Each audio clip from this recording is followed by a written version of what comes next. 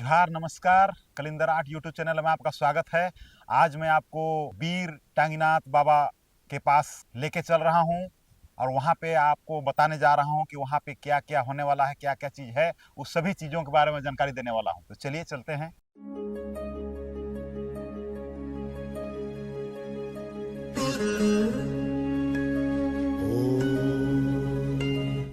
चलिए हम लोग पहुँच चुके हैं, लगभग बहुत ही बाबा जी के करीब पहुँच चुके हैं। अभी हम आपको बहुत जल्द आपको दिखाने वाला हूँ। आज मैं वीर टांगीनाथ बाबा के धाम में आया हूँ। हमारे भांजा ओम प्रकाश और हमारे सुपुत्र चेतन, इनके साथ में, और हमारे कैमरामैन निर्भय प्रिंस के साथ में हम आए हुए हैं। और आज यहाँ पे बहुत ही खास चीज़ों के बारे में जानकारी लेने वाले हैं। यहाँ के इतिहास के बारे में अभी हम लोग समझने वाले हैं, जानने वाले हैं। तो उसके लिए हम लोग अभी चलते हैं आगे। हम यहाँ पे बाबा धाम वीर टांगीनाथ के धाम में हम पहुँच चुके हैं। उनका यहाँ महल था, बहुत विशाल महल था। उस महल का मतलब नज़ारा भी ध्वस्त रूप में अभी देख पाएंगे, आप लोगों को अभी दिखाने वाला हूँ। तो चलिए चलते हैं आगे।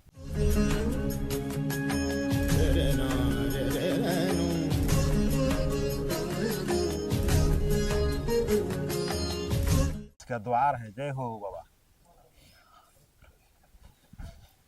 यहाँ पे जितने भी ये शिवलिंग दिख रहे हैं सब वो उन्हीं के समय में पूजा पाठ के लिए उपयोग किया जाता था। तो हम लोग पहुँच चुके हैं बाबा टांगीनाथ के मेन मुख्य हथियार के पास में। उनका हथियार को मैं दिखाने जा रहा हूँ। ये आप देख पा रहे हैं यहाँ पे वीर टांगीनाथ जी का फरसा, टूटा हुआ फरसा का टुकड़ा पड़ा हुआ है। और ये जो है उनका त्रिशूल, यहाँ पे त्रिशूल का ऊपरी हिस्सा, साइड वाला हिस्सा दो तलवार के रूप में दिख रहा है, दोनों साइड लगा हुआ था।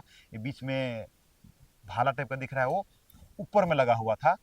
इसका पूर्ण रूप से बना हुआ स्वरूप भी मैं अभी दिखाऊंगा आपको। और इस फरसे का उपयोग युद्ध में लड़ने के लिए उपयोग किया जाता था। और इस फरसा को लेकर और इस त्रिशूल को लेकर युद्ध में जाते थे, लड़ाई के लिए काम आता था। ये हजारों साल के बाद भी ये ऐसे के ऐसे पड़ा हुआ है। त्रिशूल देख रहे हैं, ये त्रिशूल का बनाने वाला इसको बिची पत्थर को गलाकर उसको पीट कूट कर अगरिया लोग जो बनाते हैं, लोहा गलाते हैं, उस पद्धति से बनाया गया है, जिसका आज भी इसमें जंग नहीं लगा है। क्योंकि वो गलाकर कोठी से बनाया गया लोहा, उसमें जंग नहीं लगता है। और इसको ढाल कर बनाया गया है, कोठी से बनाकर इसको ढाल कर बनाए गए हैं। और उस लोहा, यहाँ कोठी पहाड़ है, उस पहाड़ के पास कोठी बना हुआ था, उस कोठी से बनाकर यहाँ पे इसको तैयार किया गया है। और ये जो आप देख रहे हैं कि इसमें एक ऊपर लगा हुआ था और ये साइड में, ये तलवार साइड में लगा हुआ था। ये बहुत विशाल त्रिशूल है। इसका बनाने वाला किसी भी मशीन से नहीं बनाया गया है, किसी भी कंपनी के द्वारा नहीं बनाया गया। इसको इंसानों के द्वारा बनाया गया है और पत्थर को गलाकर लोहा बनाकर, उस लोहा का आज भी जंग नहीं लगा है। अब इसका जंग नहीं लगने का कारण वही है कि इसमें कार्बन का मात्रा बहुत ही कम रहता है और इसको जोड़ कर बनाया गया है। इसको फोर्ज वेल्डिंग बोलते हैं, तवा कर बनाया गया है। तवा कर जोड़ के इसको बना के इतना विशाल त्रिशूल बनाया गया था। जो इस त्रिशूल को लेकर चलने वाला व्यक्ति कितना महान और मजबूत रहा होगा कि इतना वजन को एक हाथ में लेके घुमाता था। और उस व्यक्ति के बारे में मैं बताने जा रहा हूँ। उसका जन्म फम्फापुर डोसा नगर में जन्म हुआ था। एक वीर टांगीनाथ, दूसरा राजा सिकरिया, और एक तीसरा भाई, उसको बोलते हैं भैंसासुर। और ये तीनों जब यहाँ इस क्षेत्र में आए, हमारे जो वीर टांगीनाथ बाबा का जन्म फम्फापुर डोसा नगर में उसका जन्म हुआ था। उनके दो भाई और हैं, एक वीर टांगीनाथ बाबा, दूसरा है जसपुर के राजा सिकरिया, तीसरा है मरगा भैंसासुर। ये तीनों भाई, तो उनका नाम भी मैं बता दे रहा हूँ। ये वीर टांगीनाथ बाबा का नाम है सहली, और जसपुर में रहते हैं उनका नाम है महली, और ये जो मरगारा में रहते हैं उसका नाम है छंदू। ये तीनों भाई जब इस क्षेत्र में आए तो एक भैंसासुर मरगा में बैठ गया और एक जसपुर का राजा सिकरिया और वीर टांगीनाथ जब जगह खोजने आए इस क्षेत्र में अपने लिए महल बनाने के लिए, तब इसी रास्ते से आए, लफरी नाला में वहाँ पे पार करते आए। तो वहाँ पे एक डोंगा बूढ़ा था, वो टूटा हुआ डोंगा में उसको पार करके इस पार लाया।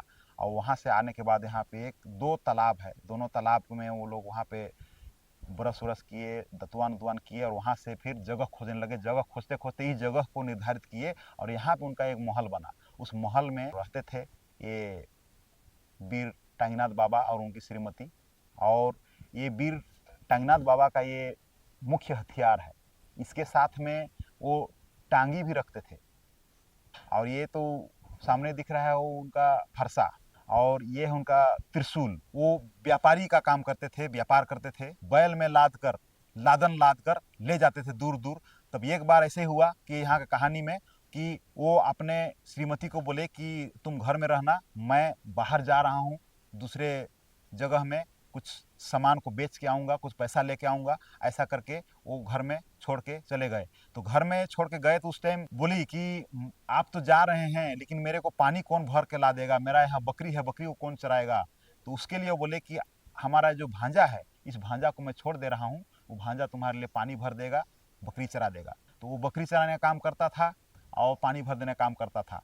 लेकिन बाबा वीर टांगीनाथ की महारानी बहुत ही सुंदरी थी, और भांजा भी वहाँ रहते रहते उनको देखकर उनको मन में भी प्यार जग गया और आपस में उन लोग का प्यार हो गया। अब जब बाबा लौटे लौटे तब कभी भी आते थे, कोई भी घर आते थे कोई भी बाहर से, तो उस टाइम में एक रीति रिवाज हुआ करता था कि घर में आ रहे हैं तो उनको स्वागत के लिए थाली में पैर धोकर स्वागत किया जाता था। तो थाली और लोटा में पानी लेकर वो दरवाजा में खड़ी हुई, और जैसे ही वो बाबा आए वहाँ तो उनको पता चल गया कि मामला तो गड़बड़ है। तो उसी टाइम बाबा उस थाली को लात मारे, तो थाली को लात मारने से लोटा दूर में जाके गिरा। यहाँ बगल में लोटा कोना है, उस जगह में लोटा गिरा था। और उसके बाद में बाबा अपना टांगी लेकर अपने भांजा को दौड़ाए, दौड़ाते दौड़ाते तो वो जाके वहाँ भागा, कहाँ कहाँ बहुत लंबा दूर भागते भागते भागते भागते वो चला गया। अब उस टांगी के नाम से उनका नाम टांगीनाथ हुआ। वो टांगी करके घूमते थे, इसीलिए उसका टांगीनाथ के नाम से हुआ। और टांगी यहाँ पे टांगी नहीं है, आप जो देखा है यहाँ देख रहे हैं, यहाँ पे टांगी नहीं है। वो टांगी उस जगह में है, कुल्हरिया, कोठी कुल्हरिया बोलते हैं। तो कोठी पहाड़ कुल्हरिया, वहाँ पे कुल्हाड़ी उसका वहाँ पड़ा हुआ है, उसी को बोलते टांगी, उस जगह में है। यहाँ पे तो उसका फरसा है और उनका त्रिशूल है। बाबा टांगीनाथ का मुख्य जो स्थान जहाँ पे वो बैठे थे, उस बैठे हुए जगह को मैं दिखाने जा रहा हूँ। वहाँ पे एक चंदन का एक पेड़ था, उस पेड़ का ठूंठ था, खुटरा, उसी ठूंठ के नीचे वो बैठ गए हमारे अच्छा। बाबा टांगीनाथ। और उसी जगह में आज भी पूजा पाठ किया जाता है। वहाँ पे शिवलिंग नहीं है, वो जी। पेड़ का एक खूट है कहना खूट चाहिए। है, खुटरा, उसी के नीचे वो बैठे थे।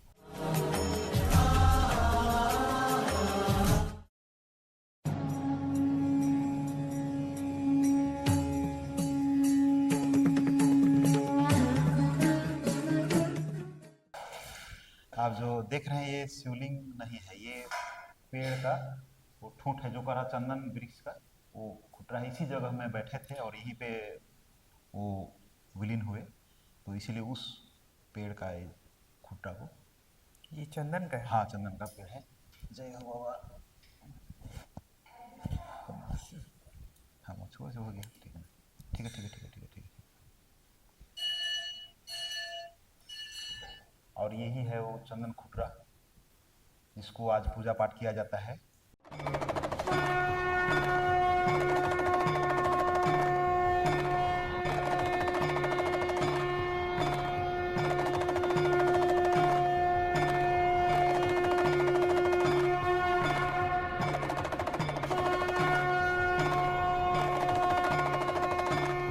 हम लोग अब बाहर आ चुके हैं और बाबा जी को बहुत बहुत धन्यवाद। आपके द्वार में हम लोग पधारे थे। तो आज बाबा वीर टांगीनाथ के द्वार में हम आए हुए थे, और आज का ये एपिसोड में इतना ही था। आप लोग बने रहिए, अगला एपिसोड फिर कुछ इंटरेस्टिंग कुछ लेके आने वाले हैं। तब तक के लिए जय हिंद।